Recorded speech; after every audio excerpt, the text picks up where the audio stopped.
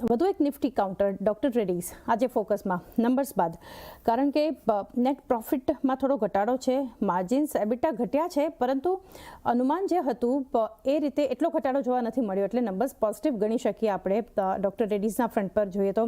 In fact HSBC તરફથી ખરીદારીની સલાહ પણ સ્ટોક પર આવતી જોઈ રહ્યા છે. CLSA અપગ્રેડ કરી રહ્યા છે અહીંયાથી રેટિંગ, એટલે ઓવરઓલ બ્રોકરેજ હાઉસીસ પણ બુલિશ છે, પરંતુ ચાર્ટ પર કઈ રીતે જોઈ રહ્યા છે ડોક્ટર રેડ્ડીઝને વિરાટ? સો ટેકનિકલી અગર આપણે જોઈએ તો કંઈક ને કંઈક હમણાં રિસેન્ટલી એક સારું એવું કરેક્શન આપણને આવતું જોવા મળ્યું છે. પ્રીવિયસલી આપણે જોઈ રહ્યા હતા કે 1180 ની આસપાસના લેવલ્સ છે જે સારા સપોર્ટની જેમ સર્વ થતા જોવા મળ્યા હતા. એક પર્ટિક્યુલર લેવલ્સ અત્યારે આપણને બ્રીચ થઈને નીચે કામકાજ કરતું જોવા મળ્યું છે. કાલના દિવસમાં પણ આપણને એક બાઉન્સ આવતું જોવા મળ્યું હતું, જે ઉપરની સાઈડ પર આપણે નિયરલી 1200 રૂપિયાની આસપાસના લેવલ્સ આવતા જોવા મળ્યા અને ત્યાંથી આપણે રિજેક્શન ઓબ્ઝર્વ કરેલું.